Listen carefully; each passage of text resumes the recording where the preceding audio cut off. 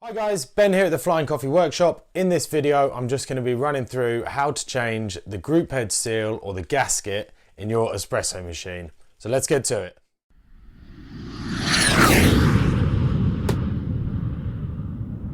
Okay, so what does this seal actually do in your group head? Well, an espresso machine runs on about 9 bar pressure, which is the same pressure you'd feel about 90 meters underwater or about 5 times the pressure of a car tire. So you're dealing with a lot of pressure. And without a good seal from your group handle to your group head, you're going to end up with coffee and water spewing out the sides of the handle instead of pouring nicely into your cup below. So how do you know when you need to change your gasket?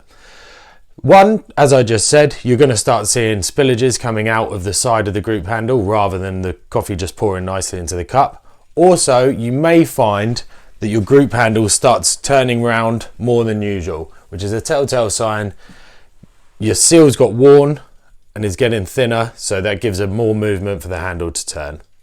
So how long do you expect these seals to last?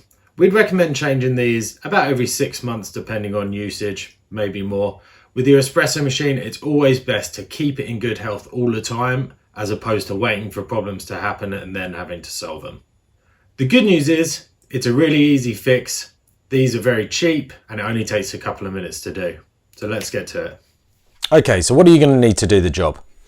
In this case, I'm working on a Spaziale machine. So I have a group head key here for a Spaziale machine. You could also use an 8mm spanner if you don't have one of these. But depending on what machine you have, you may need a flathead screwdriver, a Phillips screwdriver, or some shower plate assemblies are actually held in themselves by the seal. So depending on your machine, that can differ a bit. Also, you're going to need some new seals. You may need 1, 2, 3, or even 4, depending on how many groups your machine has. You are going to need a pick for removing the old seal from the machine. And also a brush just for cleaning up any debris that might be in the machine, any grounds or anything that have got stuck in that group head to make sure it's nice and clean when you put the new seal back in. Okay guys, so here I have an old group head that has actually been taken off another machine that we were breaking apart, just so you can get a better look of exactly what we're trying to do. Here you can see the shower plate assembly, the bolt that holds all that together, and the seal we're trying to remove around the edge here. So firstly, I'm going to take my key, or as I said before, your spanner or your screwdriver, however it works for you. And I'm going to undo that bolt in the middle. Shouldn't be done up too tightly. Twist that off.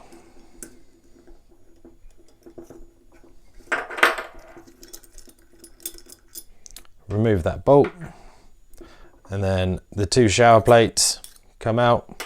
Again, yours may differ slightly. And then the head there as well.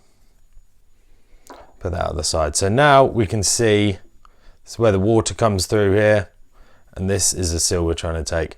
The longer the seal has been left in the machine, the more brittle it will get and the harder it can be to get out. This is a new seal I've put in here for this demonstration, so it should come out fairly easily. But if your seal is very brittle, you may find you end up picking this out piece by piece, and it can be a bit of a pain. So it's always best to keep on top of your seals and make sure that you're not letting them perish too much. 1, for the health of your machine, and 2, it's a lot easier to change them. So then you're just going to take your pick into the seal and pop it out just like that. That's that. Then what we'll do, we'll take the brush, we'll give a good brush around to ensure there's no grounds left in there. And you've got a nice clean area for your new seal to go back in around there. Once that's done, we'll take your new seal. These seals actually have small slits, 3 I think, around the seal that help to actually get the seal back in. You can also see here that one side is rounded and one side is flat. Your rounded side is always the side that goes down. The flat surface is the surface that your group handle is going to press up against. So simply take your seal, gently push into the area. Might take a little bit of work.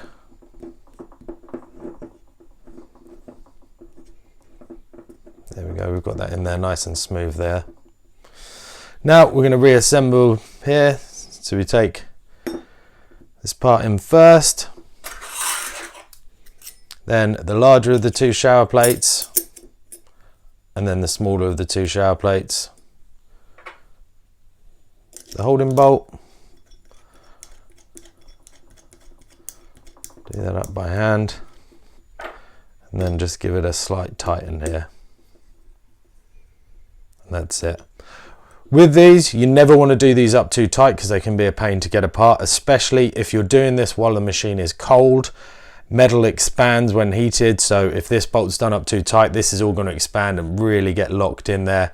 You can damage the shower plates and it's not good for the machine basically. So with that done, I'm going to move over to the actual machine and show you doing it on the machine, because obviously it's a little bit more tricky upside down in the machine. So let's have a look at that. Okay guys, so here we are underneath the machine now. This is how you'd be doing it on your actual machine. It's a bit of an awkward angle, so I hope I don't get in the way of the camera too much and you get a real see of how it's going. So again, get the key on there, undo this bolt in the middle, give that a twist. You can see now why it's a lot easier to do this while it's cold, or else you're burning your hand pretty much the whole time. There we go, bolt undone, assembly drops out. Here you can see the seal around here. Take our pick. You want to be careful here that it can be, especially once the seal has gone hard and you're really having to force this pick in, it's easy to slip and catch the back of the machine and you can scratch quite easily, so try and be careful of that. Push that pick in, lever it down, get the seal, and out it comes. Bin the old one, take your brush, give that a bit brush around there, make sure we're all nice and clean. New seal, curved side up, locate into the gap around the side there, and push all the way around.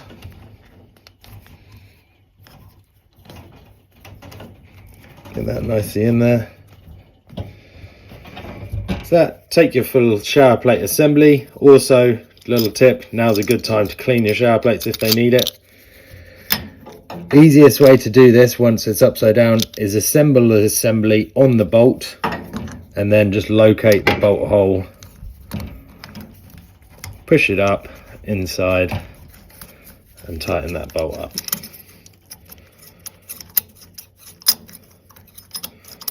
Easiest to tighten up as much as you can with your fingers and then just finish off with the key again. Just nip it up, that's it. And then as a last little measure to make sure your seal is in properly, take your group handle, put that in and just give it a turn, ensuring that that seal really is pushed into place properly. And that's the seal changed. Obviously repeat on your second group, your third group or your fourth group, depending on how many groups you've got. And that's the job done. Your seals are good to go for about another 6 months. Okay, so everything's back together now. We've changed the seal. Now I just want to give it a quick test.